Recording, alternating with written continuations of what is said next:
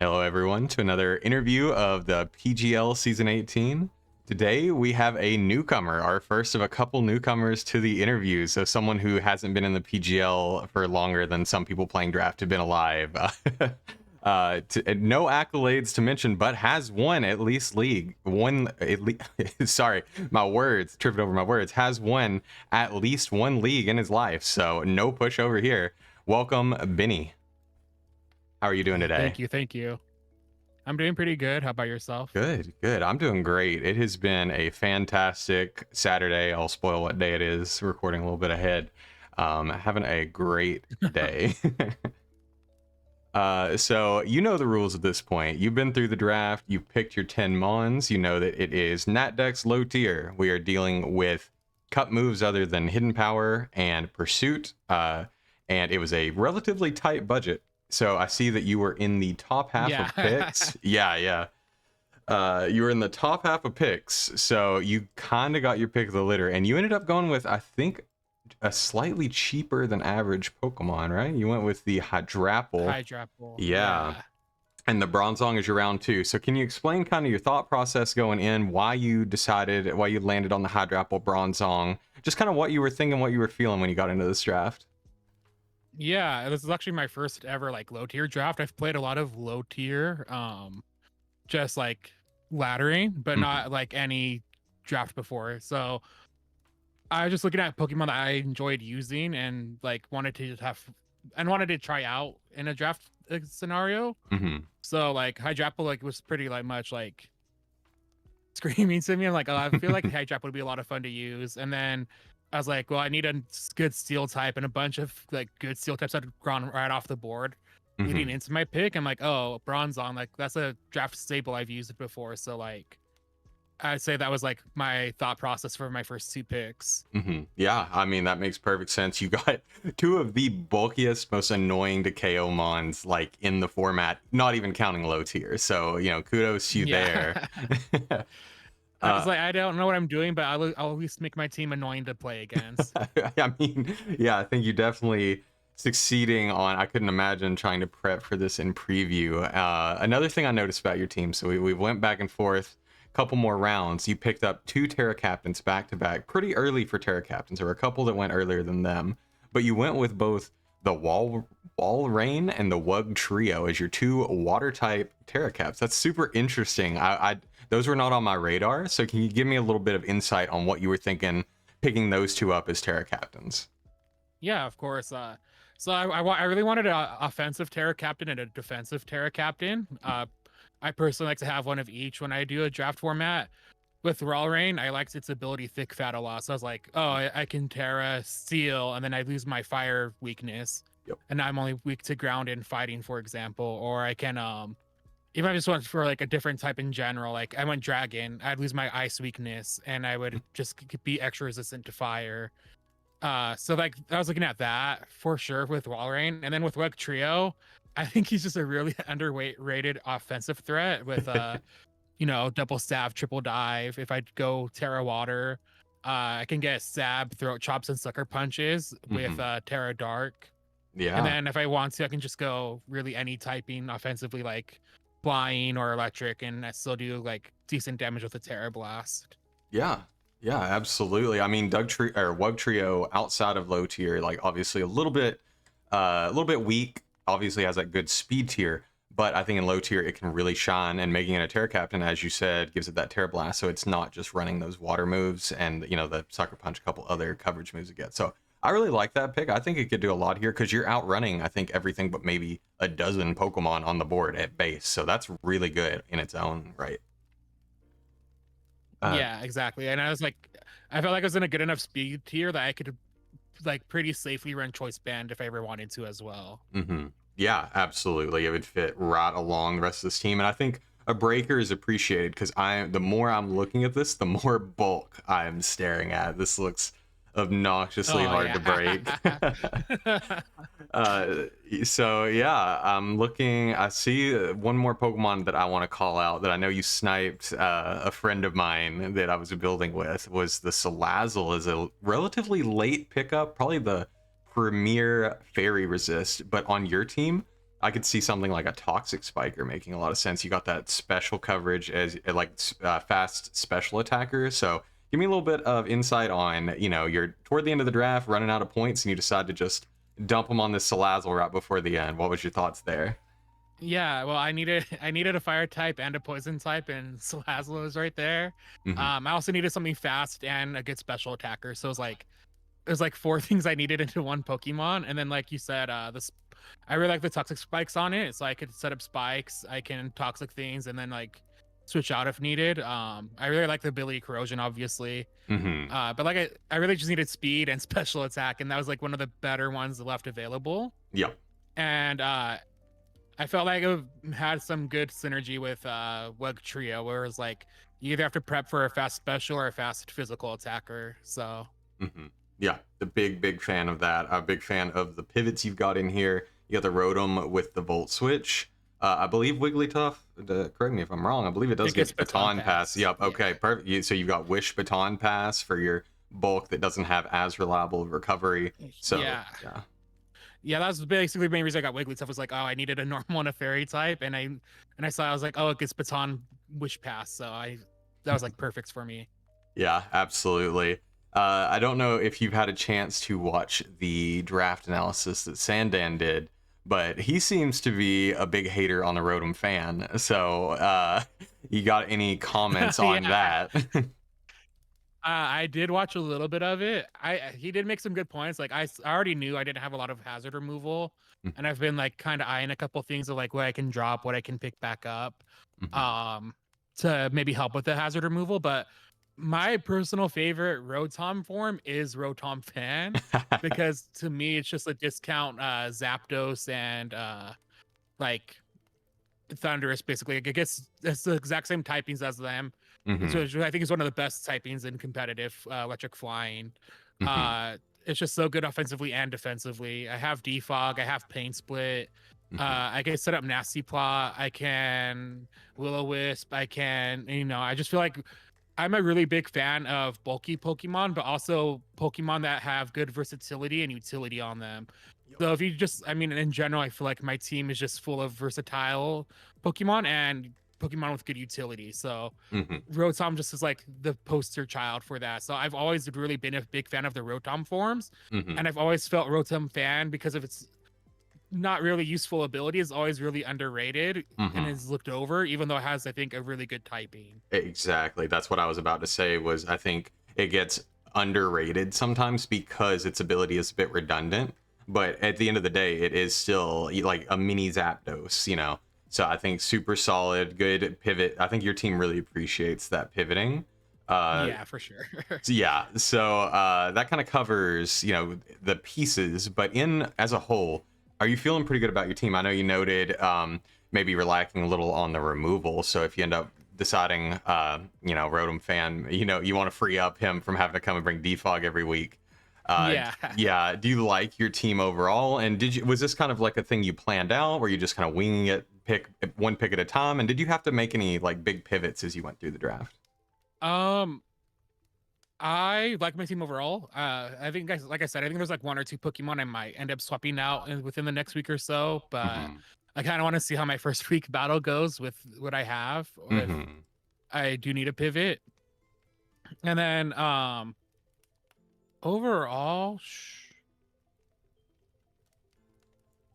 I think like I can do pretty good with the team for Hmm. sure. Um,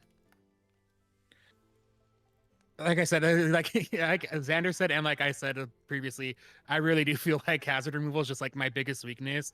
I Hmm. was thinking about even dropping maybe Walrein or like Sandy Gast or something along those lines to find better hazard removal, so I don't have to solely rely on Rotom. Hmm. And then, but overall, I feel like I got like good speed tiers. I got good bulk tiers. I have basically every typing on the team besides, I think, bug. So Hmm. uh overall, I feel like I have like a pretty solid like team to try to build against. Yeah, no, I totally agree. I think you've got a great core here, and it's good to keep that open mind. Say, like if something's not working out, you already have those pieces picked out. It's like if I need to drop something, I can, and I Yeah. can pick up, something to sub in its place. So that's a great mentality Exactly. to keep around for sure.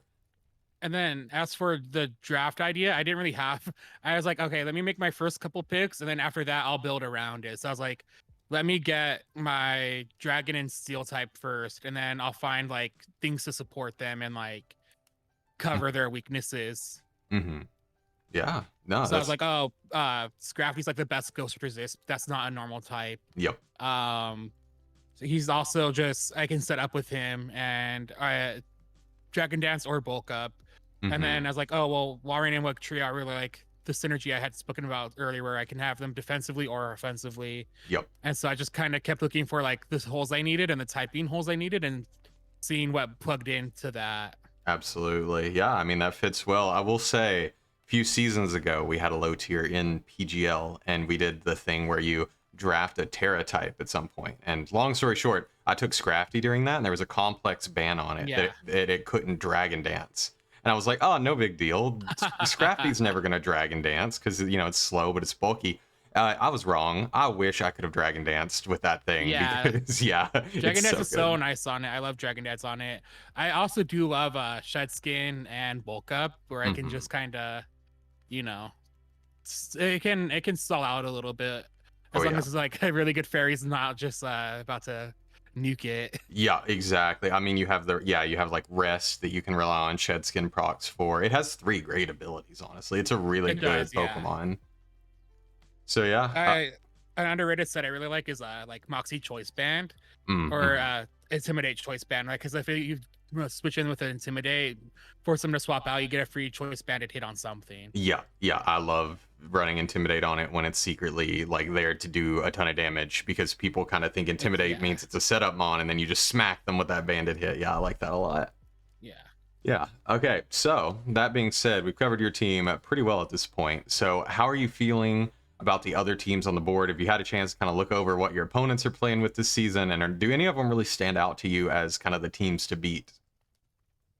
I know my first week is against I think he was the champion of the last season, Mm-hmm. or at least a former champion. So I'm a little bit like, I'll be honest, I'm excited to battle him. I don't think I don't think I'll probably win, but I'm excited to see like where my level is compared to his. Yeah, I'll don't go in with that mentality. I mean, you never know, but yeah, you are playing Oh yeah, no, I the. know, you never know. I was just saying like I know like okay, I'm gonna face a really good opponent, but I Mhm. like facing good opponents because I like proving myself. Yeah, exactly. Best way to learn, win or lose, is to go against people who are really good. So I like that mentality. And Yeah. yeah, Anoler has been around a long time. I actually talked to him earlier today, and yeah, he's really happy with his team, and it's gonna be a good battle. I'm looking forward to watching you guys kind of throw down Yeah, for no. that He, one. he has a really good he has a really solid team for sure. Mhm. Yeah, absolutely. Any Um others stand out to you?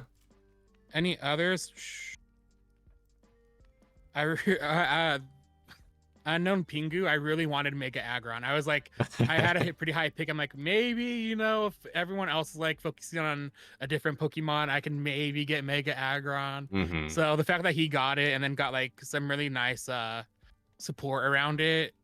And then I think he mentioned how underrated Jumpluff is defensively, and Yep. I agree with that. Strength Sap Jumpluff is actually like a menace with Terra. Oh, absolutely. Yeah. I think his team is definitely one of the sleeper teams. Like the first three or four picks, like super strong. And then some people are like, what is happening after that? But yeah, Jumpluff, great Terra Captain.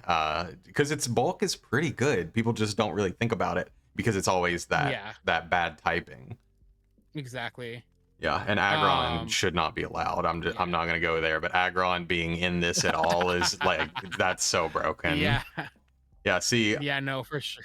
I wanted the Aggron too, and then he took it. So round 4, I was like, you know what? If I can't have the Mega version, I'll just take the Terra version and just run with that instead. So Oh yeah, that's completely fair. Yeah, you had a good team too. I was looking at that because I was even eyeing like regular Aggron. I'm like, oh, maybe regular Aggron's like decent with Terra, and then you ended up getting it. So I was like, oh, that makes sense. yeah, I scooped that thing up as early as I could because I knew a lot of people were probably eyeballing it because steals are hard to come by. Like you grabbed your steal early, but a lot of people were Yeah. struggling for steals later on. So I think locking that in fast was definitely a good call.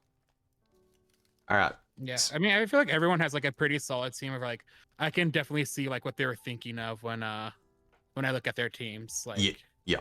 I can see the logic behind a lot of the picks. Yeah, yeah. A lot of them do make very much sense.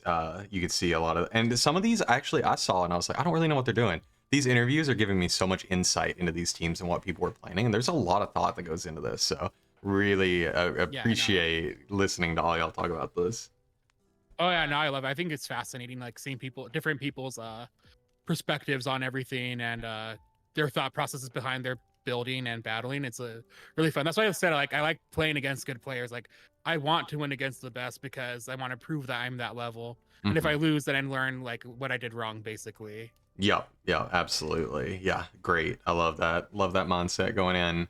So, we've seen what everybody has drafted, but obviously in a Pokemon draft, there's a lot of Pokemon that go undrafted as well. So, I know you're thinking maybe transactions in the future. Are there anything that stand out to Yeah. you? It could be high tier, mid tier, your Terras that didn't go, that really stand out as Pokemon that you're like, why did no one take that? How is that possibly still on the board?